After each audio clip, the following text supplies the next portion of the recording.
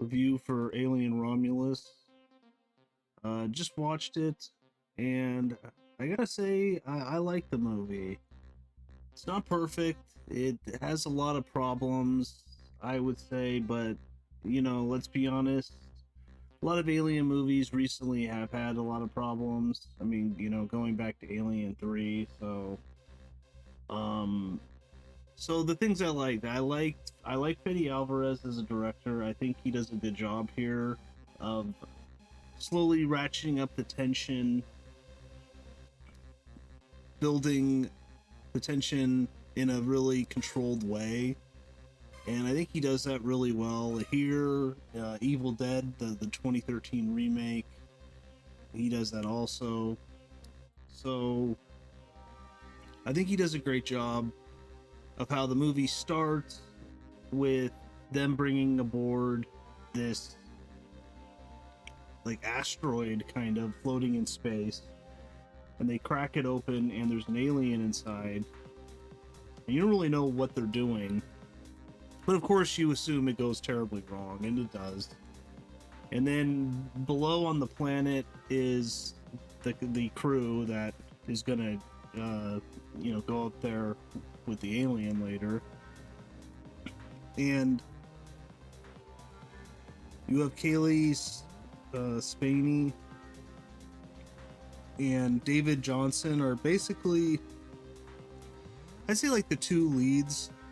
I guess technically she is really, but I think they're both really good. I think you can tell that she cares about David Johnson, even though he's an android, or I think as they say, synthetic. And basically her father, who they never show, but she mentions that he like kind of found him partially destroyed. He repaired him and gave him the primary directive of I think it's do basically follow what Kaylee tells you to do, and do what's best for her. And he's kind of damaged and a little slow compared to other synthetics, but I think he does a really good job. Really good acting from, I'd say, the whole crew, but especially him. And I thought Kaylee was good too, showing her connection to a synthetic. So I like that, and that's throughout the whole movie, which I thought it did a good job. Basically, they're kind of the core of the movie, the heart of the movie, I would say. And the rest of them are good too. Really, you don't get to know that much about them. Isabella Merced, you learn, is pregnant, which becomes much more important later. Alien Wu, I think, is having a relationship with Spike Fern, who's the brother of Archie Renault in this. Archie Renault and Spike Fern are brothers, and I think their sister is Isabella Merced. So they're kind of the other part of the crew that go up. They end up going up there because they need to get like fuel for their crypto chambers so they can go to this other planet that's far off, because they're basically stuck on this planet. It only has I think 5,000 people on it or something, and they're miners, and you eventually get killed by the mining. I thought it was kind of funny how she's like, oh, I've done enough hours of mining that I can leave and go to this other planet. And then they're like, oh yeah, the company, because of cutbacks and because we need workers, has re-upped your contract, so you need another 14,000 hours of work or something like that, and this will take 5 to 10 years or something. So obviously she's angry about that, so this kind of is the impetus for her to go up there. I thought that was kind of funny take on, corporate control over their workers. So they go up there, and obviously things go bad. And I probably my favorite scene in the movie was the scene where they first encounter the facehuggers. I thought that was really good, because they go into the room that has the crypto fuel, and they're kind of in the background, but they're frozen, and they're taking out these canisters, and that causes them to become unfrozen, and they break out, and obviously the rest of the movie happens. So that's probably my favorite scene in the movie. I thought that was really good tension building in that scene. And then the door gets stuck and they can't get out because it's a special room where even the android who speaks mother, as they say, which I don't think's in any of the other movies, is that it's like its own language, which I kind of like that. It's like a synthetic language that the corporation uses. I think it's Weyland-Yutani, I think. So I like that, and this causes Kaylee to go and get a chip out of another droid that's broken down, that's torn in half, because obviously this it's a space station, like in two parts, Romulus and Remus. It's a nice reference to ancient Rome.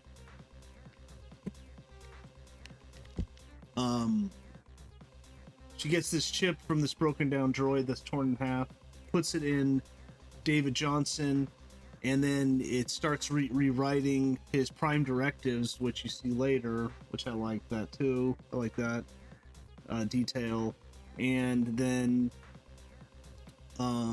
he's able to open the door. So they're able to get out. One of the facehuggers gets out. It's chasing them down. It gets on Alien Wu. It's kind of funny. Her name's Alien, almost. Aileen Wu. It's kind of odd, but Aileen. And obviously things aren't going to turn out good for her. So, and this is one of the things that occurs that I didn't like. This is all spoilers. I'll tell spoilers. It's been out for a while. You should go see it. I enjoyed it, but it is a very flawed movie, I would say. Like, for one thing, Ian Holm, at least terrible CGI of his face is in this. And, R.I.P. I mean, he's dead. But obviously they paid his family. He died in 2020. Okay, at Parkinson's. Great actor, he's amazing in the first Alien, but he's in this as terrible CGI. I mean, really shockingly bad. Like some of the worst I've seen in years of watching for a blockbuster. Definitely the worst I've seen in years. And that was like shockingly bad. I was like, wow, why did you do that? If you're gonna do that, you have to be able to have the money to do it correctly, right? And they obviously didn't. They obviously cut corners there. What is the budget on this? I'm gonna look up the budget. So that was disappointing, and it's not even needed either. That's another thing, that this movie's been criticized by a lot of people that are fans of at least the first two Aliens, which I am. I'm a big fan of the first two. 3 has its moments I like. There's some parts of 3 I like, but it's a very flawed movie, and I don't like that they kill like a lot of the crew from Aliens. So, and then I won't talk about AVP. Those are just terrible. But Prometheus, has its moments, but it's not really an Alien movie. And Covenant, I just didn't like, really. So, but this is a budget of 80 million. Box office 350 million, which is good, so it made a profit. But they obviously couldn't afford the CGI on Ian Holmes. And it's not needed because you could have just used any other droid. Just cast any other actor or actress, doesn't really matter. And they're just a synthetic, and they're torn in half because of what happened with the alien.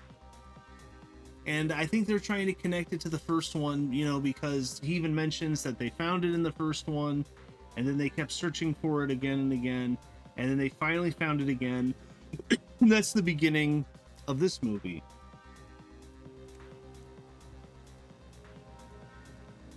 But yeah, the thing with having Bilbo in it as a synthetic is just not needed, and the CGI is terrible. But yeah, they're trying to connect it to the first movie.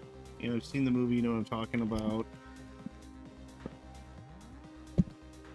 Which comes up later of his, you know, his prime directive of loyalty to the corporation over the crew, which is what happens in the first movie. So I didn't like that. There's you know, other scenes where there's obvious, like, just so obvious of connections to the first movie. They have that little thing that like drinks water that's in the first movie. What is that thing called? The drinking bird toy on the table, which is fine because, you know, that's kind of just in the background. But it's just things like that throughout the movie, and there's a bunch of them. I won't talk about all of them. That I'm just like, okay, I get it. Like, you like the first movie, you like the, you know, you like Alien 2, Aliens. You like even Prometheus, and yeah, and that's another thing I did not like is not exactly referencing Prometheus, because there's a lot of stuff in that movie I actually really do like. It's a very flawed movie, but like in the end of this, I didn't like the last 10-15 minutes of this movie. I didn't think it was needed at all. It's like, again, why are you doing this? You should have just not had any of that stuff. And if you're gonna have Bilbo in it as a synthetic android, put more money into his CGI. So, you know, in the end, they have this weird Prometheus-like creature that's born from the pregnant woman because she's about to die, and she's trying to get back to the ship to be frozen. And Kaylee Spanny is gonna, you know, then take the ship to the world, or maybe is gonna be autopiloted to the world or something. And there's this serum that the corporation has created, which can modify human DNA into, like, upgrade it, or as they see, upgrade it. Because as Ian Holmes, you know, says in the first movie, it's like the perfect animal, or he says something like that, the perfect creature, and he's in awe of it. So this will make humans more perfect, I think is what Ian Holmes says in this. So there's a serum, and it's in this shot, and you stick it into your neck. So she does that, and of course it turns out horrible. It doesn't seem to, I mean, it seems like that her blood maybe is turning black, like the black goo in Alien in Prometheus. And by the way, Prometheus totally ripped that off of X-Files. Like, anyone who watches X-Files knows what I'm talking about. And I've heard that X-Files ripped that off from from something else, but I'm not familiar with that. I'm just familiar with X-Files, and man, did the black goo in Prometheus rip that off. Because the black goo in X-Files even takes over your body, and it's alien, and, you know, makes you an alien, basically. So, and that's what, you know, this stuff seemed to be doing to her, and that's what it kind of does in Prometheus. It kind of makes evolutionary changes happen much quicker. So anyways, she does that to herself. She's pregnant, and then she gets put in the Kaylee Spaney, is able to get back on the ship with David Johnson, the actor who plays Andy. Yeah, that's right, Andy. And they put her into cryospace or cryosleep, and then the cryosleep chamber starts rejecting her, saying that she's dying, and she's having a baby like incredibly quickly. This thing pops out of her. It's like in this weird alien cocoon thing. Inside is acid for blood. And then within a matter of minutes, this thing grows into this huge creature that is basically totally reminiscent of Prometheus. And I didn't like any of that. I thought it didn't look very good. It looked better than the Bilbo synthetic, but I thought it didn't look very good. I thought it looked just terrible. And again, the movie doesn't need to do these things. The movie's almost 2 hours long. You could easily cut that. It's still like an hour 40 minutes, So I didn't like any of that sequence. And then she fights it, and she's able to suck it out the airlock, which is like the same that happens in the first Alien movie. So there's like tons of references, and I mean, are they references or are they just ripping it off? Is it just lazy, So I did like the movie, but man, is there a lot of these. So there's that. Those are the main two things I really didn't like. That the Bilbo synthetic and the last 10-15 minutes of this movie. I mean, I was okay with the alien serum. That kind of is like Prometheus a little bit. I thought, that's something like a corporation, a weapons manufacturer would definitely try and do. And then bringing it aboard to study it, I mean, makes perfect sense. It's in the same world as the first Alien, and it's somewhat the same company. Because in the first one, I think it's just Wayland, and then I think in the sequel it's Weyland-Yutani. So. But, yeah, those are the two big things I didn't like. Let's see. Another thing I did like was pretty much everything with the droid. Except for some of, I mean, I get it, he tells bad dad jokes, but some of them are just so cringy. But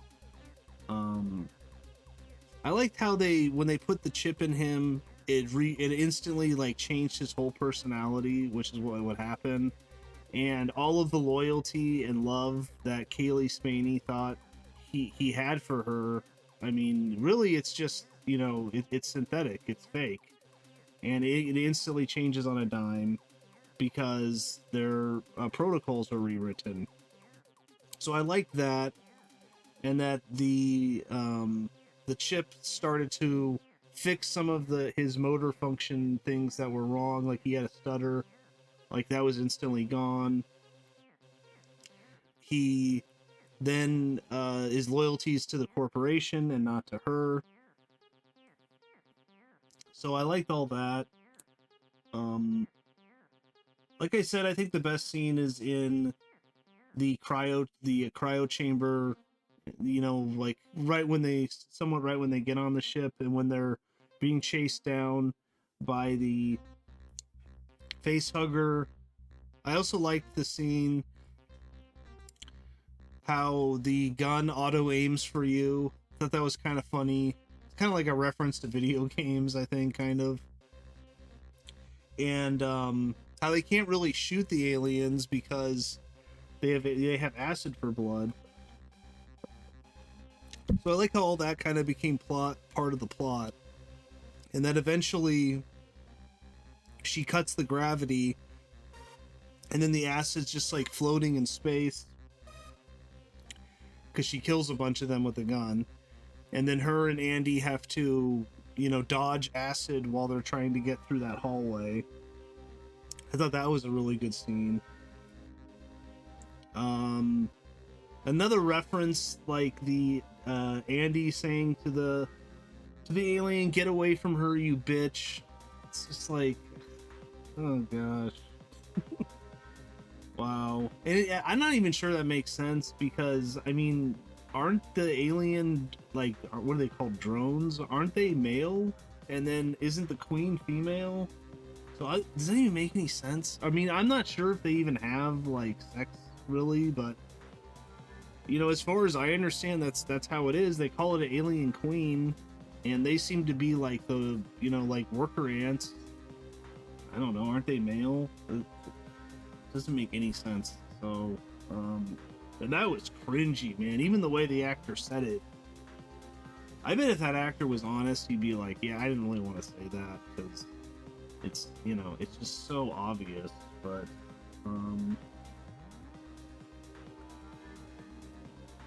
so other than that, though, I did enjoy the movie.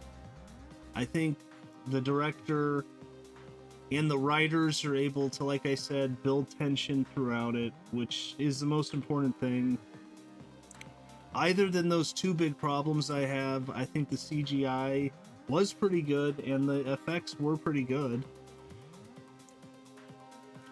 And if they make a sequel, I would, you know, be willing to see it, with the same director. The scene where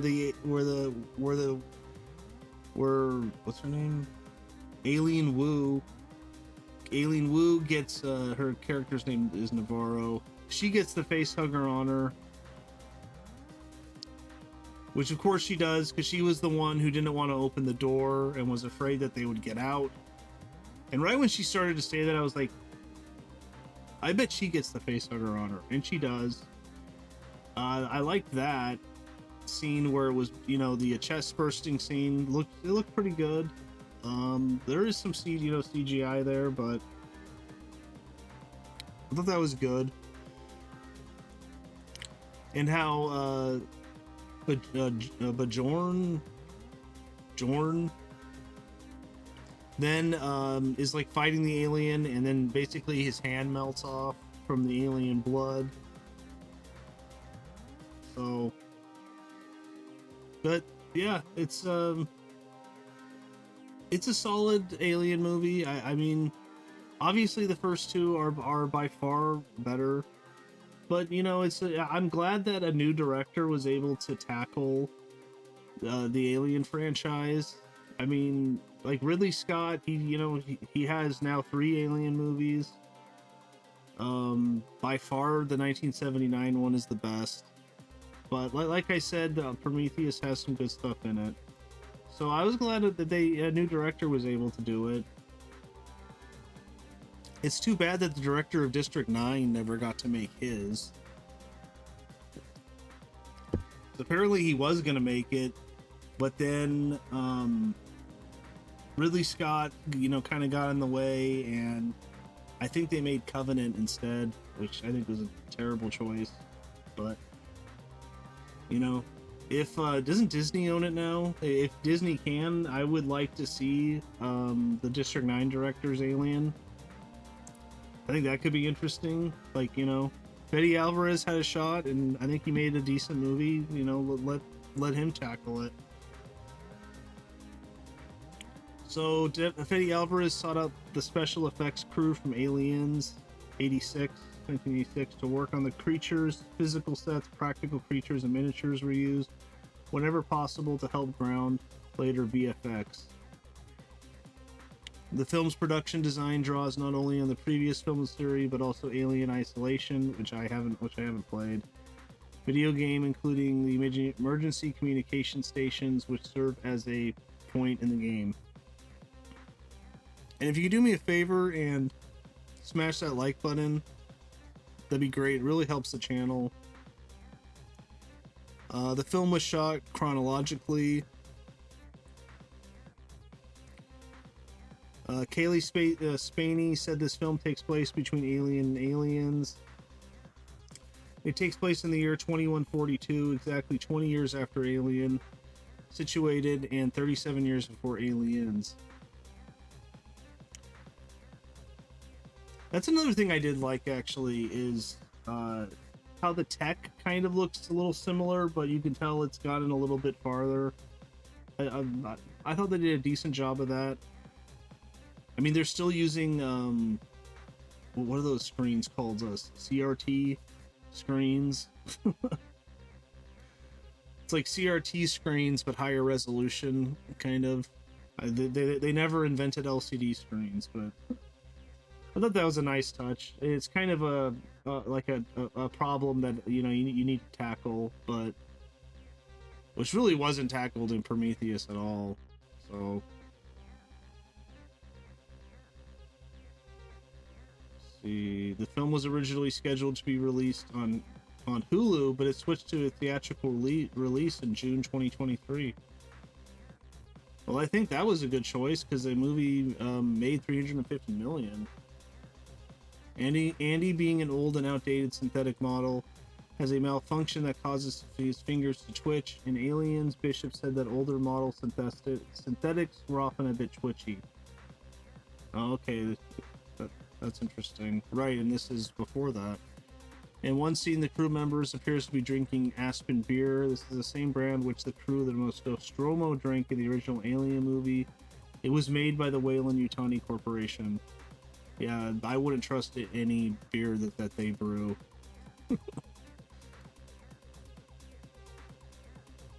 Rain is seen wearing the Reebok Alien Stompers that Ripley wears in Aliens. The release of Romulus overlaps with the 45th anniversary original film, and by extension the franchise. But yeah, I think that's it though. Decent movie. Have a lot of problems with it. Very flawed, but I did enjoy it. So yeah, that's my 2 cents. I'll see you next time.